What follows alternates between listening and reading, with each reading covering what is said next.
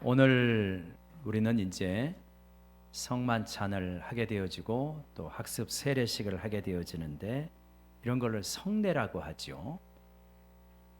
은혜를 받는 세 가지 통로가 있는데 세 가지가 뭐냐면 말씀, 기도, 성례 이렇게 되어지죠. 성례라고 하는 것은 이제 세례식이 있고 성찬이 있죠. 근데 성례를 뭐라고 그러냐면 만져지는 말씀이다 이렇게 별칭으로 부르고 있어요. 그러니까 말씀을 보고 읽고 듣고 그래서 은혜를 받는데 성례라고 하는 것은 뭐냐면 그 말씀이 감각적으로 느껴지는 것이다 이렇게 되어지는 거죠. 그러니까 이 성례가 얼마나 중요한 것인가 하는 것을 알 수 있죠. 근데 이제 성례는 교회에서 따로 정한 것이 아니라 예수님께서 직접 정해 주신 것이다. 특별히 성찬은 예수님께서 잡히시기 전날 밤에 정해 주신 거기 때문에 그 의미가 굉장히 중요한 것이죠. 근데 그 의미가 지금 고린도 교회에서 퇴색되어지고 변질되어지는 일이 벌어지게 되었습니다.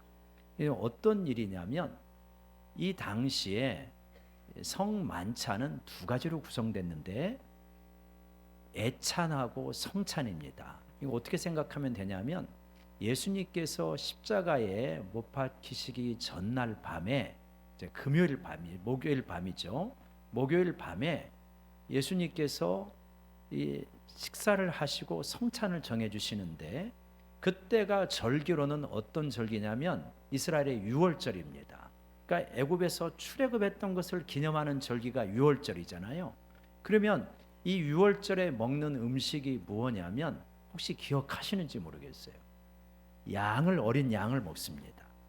그리고 무교병을 먹습니다. 무교병은 뭐냐면 이 이스트를 넣지 않은 빵을 무교병이라고 그래요.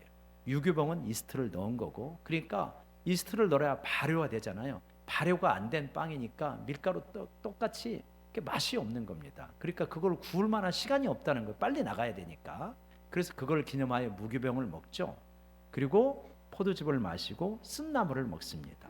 그러니까 예수님께서 유월절 만찬 식사를 했으니까 이런 음식을 먹은 거예요. 이런 음식을 먹고 자 이제 내가 너희한테 중요한 하나의 의식을 제정해 주겠다라고 하면서 성찬을 제정해 주십니다. 떡을 떼시면서 받아서 먹어라. 이거는 너희를 위하여서 주는 내 살이다 이런 거예요. 그러니까 떡을 뗀다라고 할 때 뗀다는 의미는 으깨어진다. 그러니까 너희를 위하여서 으깨어지는 나의 살을 기념해서 이 무교병을 먹어라. 떡을 먹어라. 지금까지는 애굽에서 나온 것을 기념해 가지고 그렇게 급하게 나왔어라고 하는 그러한 의미로 무교병을 먹었는데 이제는 다르다는 거예요. 너희를 위하여서 너희를 죄와 사망에서 구원하기 위하여서 찢겨지고 으깨어지는 나의 살을 기념해서 이 떡을 먹어라 이렇게 되는 것입니다. 그리고 포도주를 먹어라. 지금까지는 보통의 음료였어요. 그 이스라엘의 가장 평범한 음료였습니다. 근데 이것은 다르다는 거예요. 이제 내가 내일 십자가에서 못 박혀서 피를 아낌없이 흘리게 될 텐데 너희를 죄에서 구원하고 새 언약의 백성으로 만드는 피다. 그러니 이거를 받아 마셔라. 이렇게 되어지는 겁니다. 이렇게 이제 성찬을 정해 주셨어요. 그래서 성만찬은 애찬과 성찬으로 이루어진다. 근데 오늘날 우리는 그 이스라엘 백성하고 먹질 않잖아요. 우리가 약간 헷갈리는 건 뭐냐면 우리는 애찬을 뭘로 하냐면 맛있게 밥을 먹는 겁니다. 빵을 안 먹죠 우리가 보통. 밥과 뭐 국과 고기와 뭐 잡채와 이런 것들을 먹게 되잖아요. 그런데 그러고 나서 성찬을 하는데 이스라엘은 달랐다. 성찬에 먹는 음식과 애찬에 먹는 음식이 거의 비슷했다. 이렇게 볼 수 있겠죠. 그렇게 이제 성찬을 저정해 주셨어요. 그런데 이제 그 당시에 고린도 교회에서 이 성찬을 둘러싸고 주의 성찬을 부끄럽게 만드는 일이 벌어졌습니다. 우리가 읽은 내용인데 그게 뭐냐면 이분들이 언제 모였냐면 우리처럼 주일날 9시, 11시에 모인 게 아니에요. 나중에 기독교가 공인된 후에 일요일이 주일로 정해지기 때문에 이때는 그렇게 모이지 않았고 보통 주일날 저녁에 모였습니다. 휴일이 아니었던 거예요. 그러니까 주일날 저녁에 모여요. 주일날 저녁에 모이는데 주일날 저녁에 모이게 되었을 때 음식들을 싸가지고 옵니다. 그래서 애찬을 하고 성찬을 하는 거예요. 근데 싸가지고 오는 사람은 어떤 사람들이냐면 가난한 사람들이 못 싸웁니다. 그래도 살만한 분들이 이걸 음식을 싸가지고 오는 거예요. 이분들은 시간적인 여유도 있어요. 그런데 나중에 오는 사람들은 누구냐면 초대교회에 귀족도 있고 지주도 있고 상인도 있고 그런가 하면 노예들도 많았거든요. 그러니까 이런 조금 중산층이나 사는 사람들이 음식을 싸와가지고 먼저 먹고 나중에 주인이 이제 잠자리에 들거나 이제 편히 쉬어라 라고 하는 이야기를 듣고 노예나 종들이 오는 거예요. 근데 와보니까 어떻게 했냐? 이 사람들이 애찬이나 이 성찬을 싸운 사람들이 먼저 배불러게 먹어버리는 거예요. 그리고 심지어는 어떤 사람은 21절에 보니까 포도주를 너무 많이 마셔가지고 취해버렸다. 이런 일이 벌어지는 거예요. 그러니까 이런 일을 보면서 사도 바울이 개탄을 하는 거예요. 어떻게 너희가 이렇게 행동할 수 있느냐? 그러면서 22절에 그렇게 말합니다. 우리 22절 다시 한번 읽어볼까요? 시작.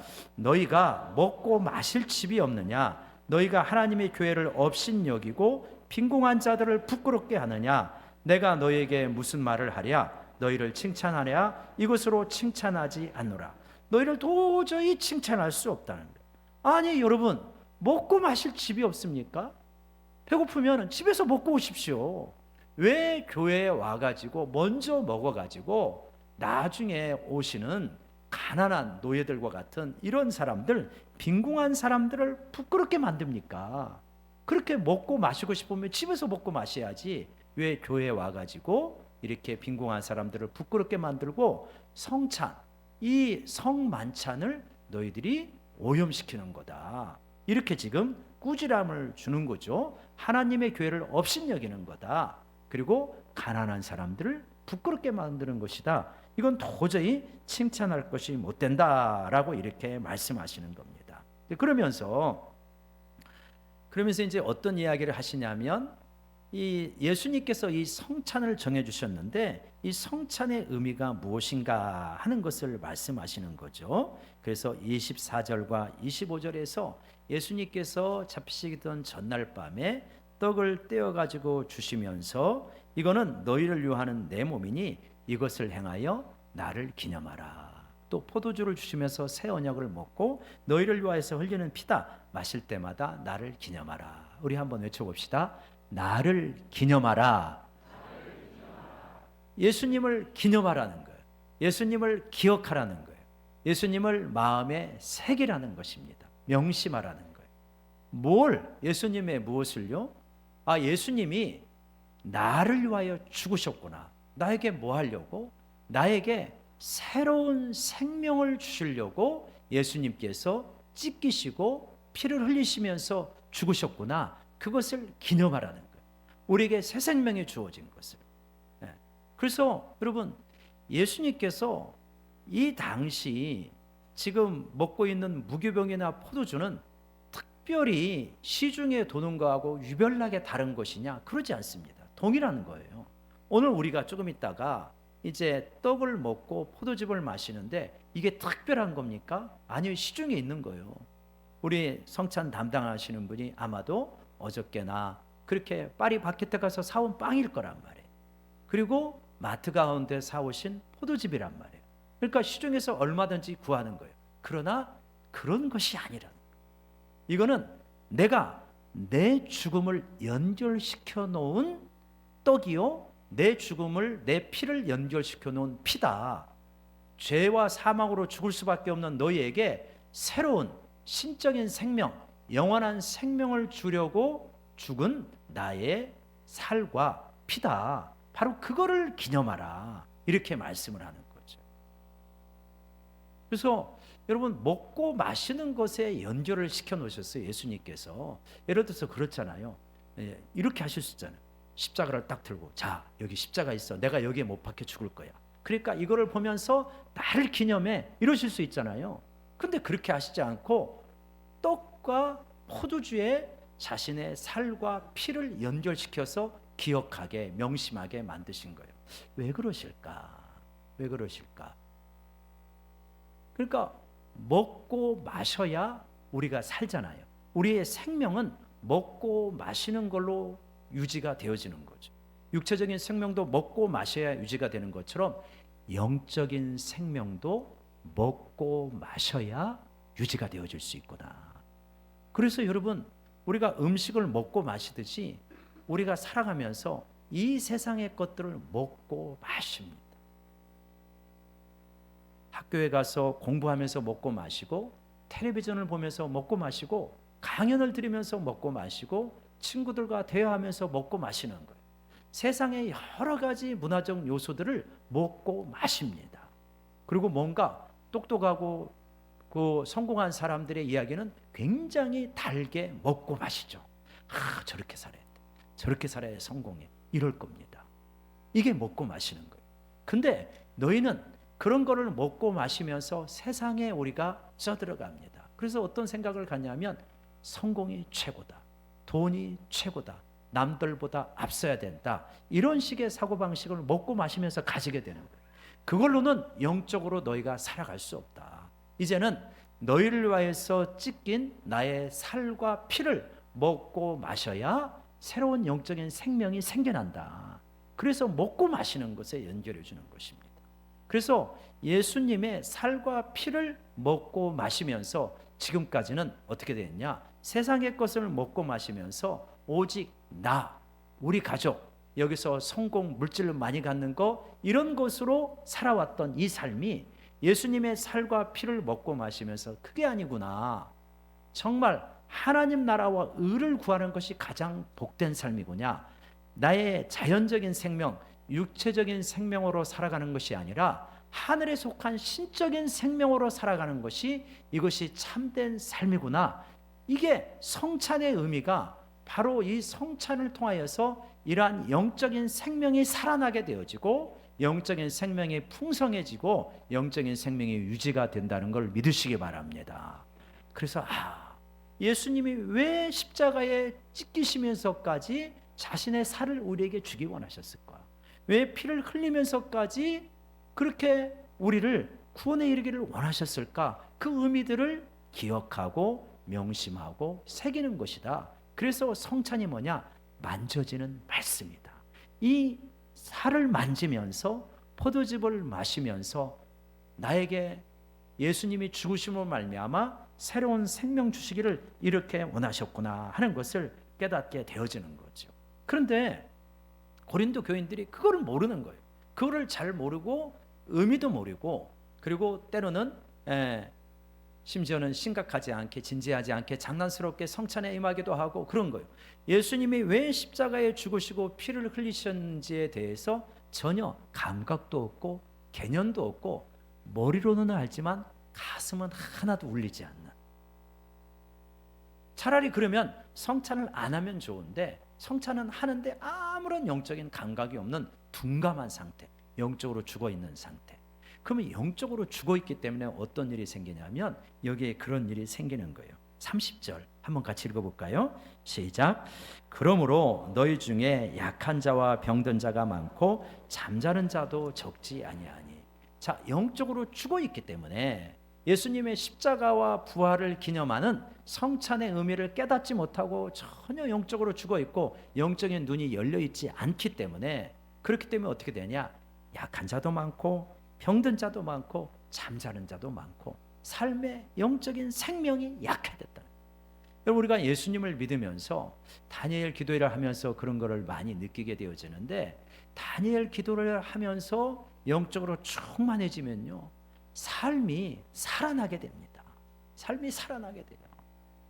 기쁨과 감사와 평화와 사랑이 흘러나오게 되고, 죄의 유혹이 동일하게 있지만 옛날에는 뭐 10번 오면은 7번, 8번 넘어져요.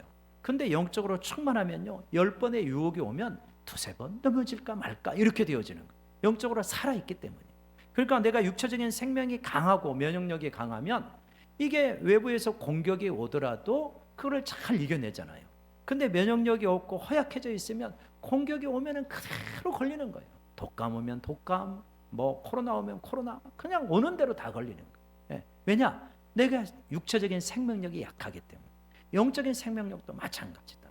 영적인 생명력, 성찬의 의미조차 깨닫지 못하는 영적인 생명력이 약화되어 있으면 어떤 일이 생기냐? 바로 이렇게 영적으로 병들고 또 심지어는 약해지고 죽기도 하고 이런 일이 생겨난다. 지금 너희들이 바로 그러한 영적인 둔감한 상태에 있어가지고 만찬을 지금 더럽히고 있는 것이다. 지금 이런 말씀을 하고 있는 것입니다. 그런데 이렇게 징계를 받는 것은 그것이 무슨 의미냐? 한번 여러분 32절 한번 읽어보실래요? 32절 같이 읽겠습니다. 시작. 우리가 판단을 받는 것은 주께 징계를 받는 것이니 이는 우리로 세상과 함께 정죄함을 받지 않게 하려 함이라. 자, 우리가 판단을 주님께 받습니다. 그래서 징계를 받아요. 이것은 왜 그러냐? 너희가 나의 성찬을 더럽혀? 이런 괘씸한 놈들 벌 좀 받아봐. 이런 차원이 아니라는 거예요. 주님께 징계를 받고 지금 어려움을 처해 있다는 것은 뭐냐? 더 큰 일이 생기지 않도록 주님께서 하신 것이다. 언제요? 우리 주님이 세상과 함께 모든 것을 정죄하는 날이 오게 됩니다. 심판의 날이 오는데 그러할 때 여러분이 정죄를 받지 않도록 지금 여기서 어려움과 판단과 징계를 받고 있는 것입니다. 내가 성찬에 임하는데도 그 의미를 전혀 깨닫지 못하고 영적으로 둔하고 그래서 내 삶이 고단하고 예수를 믿어도 왜 이렇게 힘들고 어려운 일이 자꾸 생기고 그리고 고통스러울까? 이게 주님의 작은 징계인데 뭐하냐? 그걸 통하여서 내가 깨달음을 얻고 다시 십자가를 붙들고 그래서 이 영적인 눈이 떠지도록 해서 최종적인 징계에 이르지 않도록 하시는 하나님의 이 배려다. 하나님의 섭니다. 나중에 어려운 일이 생기지 않도록 지금 여기서 하나님께서 작은 징계를 내리시는 것이다. 이렇게 말씀하고 있는 것입니다. 여러분 진짜 무서운 게 뭐예요? 진짜 무서운 게 내가 예수를 믿는데 계속 불순종해. 거역하는데 너무 내 삶이 잘 되어지는 게 진짜 무서운 거예요. 여러분 그런 일이 있으면 이상하게 불안해지죠. 내가 혹시 하나님이 나를 버리셨나? 내가 맞을 때가 됐는데 왜 안 맞을까? 이런 생각이 들지 않나요? 그래서 그렇게 돼 있어요. 우리 마음은. 내가 지금 잘못되어지고 불순종과 거역의 길을 걸어가는데 어려움이 있으면 그럼 그렇지. 정신 차리라고 하나님께서 말씀하시는구나. 근데 어려움을 당하고 돌아오는 거는 그건 좀 사실은 미련한 거잖아요. 미리 깨닫고 돌아오는 게 제일 좋은 것이죠. 근데 이 징계도 뭐냐? 최종적인 징계를 받지 않도록 하나님께서 이렇게 우리를 배려해 주시는 것이다. 이렇게 말씀을 하십니다. 그러면서 결론적으로 33절에 그런즉 내 형제들아 먹으러 모일 때 한번 외쳐봅시다. 서로 기다리라. 제발 주의 만찬을 어지럽히지 말고 서로 기다려라는. 그래서 나중에 오는 사람도 같이 애찬을 하고 성찬을 할 수 있도록 기다리는 것이 그것이 성찬을 통하여서 그리스도의 몸된 교회를 하나로 만들어 가시는 하나님의 뜻에 합당한 것이다. 어떻게 먼저 먹고 심지어 취한 사람이 있을 수 있느냐? 이거는 있을 수 없는 일이다. 이렇게 말씀을 하시는 거죠. 자, 이를 통하여서 우리가 한 두 가지 메시지를 정리하고 이렇게 나아갔으면 좋겠습니다. 첫 번째로 성찬의 의미는 뭐냐? 나에게 새로운 영적인 생명을 주시려고 십자가에서 찢기시고 흘리신 예수님의 살과 피를 기념하는 것이다. 그거를 가슴에 새기는 것이다. 2000년 전에 이루어진 예수님의 십자가의 의미를 오늘 이 자리에서 되새기며 그것이 바로 내 앞에서 벌어진 것처럼 기억하는 것입니다. 그러니까 3.1절을 우리가 기념식을 하잖아요. 그러면서 태극기를 들고 대한민국 만세, 대한독립 만세, 그거를 외친단 말이에요. 연합 집회를 할 때. 그거 100년 전에 이루어진 일을 뭘 지금 해? 그런 의미가 아니잖아요. 100년 전에 우리 조상들이 가졌던 그 독립과 해방의 간절한 염원을 지금 여기서 되살리기는 거거든요. 그게 기념하는 것이죠. 십자가의 의미도 마찬가지다. 성찬을 행할 때 마치 2000년 전의 사건이지만 내 앞에서 나를 위하여서 찢기신 예수님의 살과 피를 지금 이 자리에서 되새기는, 여기서 현실로 재현해내는 바로 이것이 성찬의 의미이다. 그것이 나를 기념하라라고 하는 것이죠. 어떤 목사님 설교에서 이 부분을 이렇게 이야기해요. 여러분 화가 이중섭 씨라고 아시죠? 유명한 화가 있잖아요. 이중섭. 예, 그래서 아주 가난해가지고 참 뛰어난 화가였지만 재료가 없어가지고 아주 주변에서 보이는 허름한 재료에다가 그림을 그렸던 분이 이중섭 씨 아닙니까?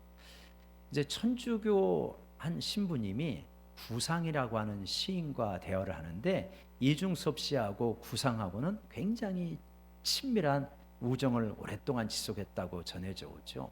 근데 이제 우리는 성찬을 1년에 2번, 많으면 4번 이런 식으로 하게 되어지는데 로만 카톨릭은 매번 미사 때마다 해요. 그래 이제 그분들은 이제 미사가 성립이 되어지는데, 그러니까 이제 로만 카톨릭의 한 신부님이 구상 시인과 이야기를 하면서 그랬대요. 부선생님, 우리는 개신교하고 다르게 매번 미사 때마다 성찬을 하니까 이 성찬의 의미가 좀 형식적인 것 같고 별로 그렇게 가슴에 다가오는 것 같지 않습니다. 어떻게 생각하십니까? 그렇게 이야기를 했더니 이 구상 시인이 그런 이야기를 하더래요. 자기가 폐 한쪽을 잘라내는 수술을 했대요. 지금도 큰 수술이잖아요. 그러니까 지금부터 수십 년 전 이야기하니까 얼마나 큰 수술이에요. 그래서 폐 하나를 잘라내는 수술을 하고 병원에 앓고 있으면서 사랑하는 친구 중섭이가 언제 오려나 하는데 더디 오는 거예요. 그래갖고 한참 그 예상보다 더디 와가지고 이 사람아, 내가 이렇게 아파 죽겠는데 친한 친구가 이렇게 늦게 오면 어떡하나. 그랬더니 이중섭 화가가 설명을 하기를, 빨리 오고 싶었는데 뭘 준비하냐라고 늦었네. 그럼 뭘 준비했는데, 내가 얼마나 가난했는지 사과 한 꾸러미 사올 돈이 없는 거예요. 그래가지고 그림을 그려온 거예요. 그 그림을 그리는데 그림을 그릴 재질도 없어가지고, 여러분 요즘은 어떻게 됐는지 모르겠는데 옛날 담배는 은박지로 싸져 있는 거 기억하시죠? 그러니까 이중섭 화가가 거기다 그림을 많이 그렸잖아요. 은박지에다가 천도복숭아를 그려가지고 온 거예요. 천도복숭아가 뭐 무병장수한다 뭐 그런 의미가 있다 그러네요. 그래가지고 천도복숭아를 그려가지고 이거 보고 맛있게 마음으로 먹고 건강을 회복하게, 그렇게 이제 그거를 주는 거예요. 그때 이제 이 구상 시인이 너무나 그 선물이 감격스럽고 애틋하고 그 우정이 고맙고, 그래가지고 그 은박지에 그려져 있는 천도복숭아를 죽을 때까지 자기 서재에 잘 보이는 게 보관을 해놨대요. 그러면서 하는 말이, 나는 저 은박지에 천도복숭아 그림을 볼 때마다 친구의 사랑이 이렇게 절절한데 어떻게 매주 성찬을 한다고 이게 형식적이라고 말할 수 있는, 친구의 사랑도 절절하게 느껴지는데 나를 위하여서 죽으신 예수님의 십자가와 이 십자가에서 찢겨진 살과 피를 기억하고 기념하는 이것이 어떻게 형식적이라고 말할 수 있겠는가.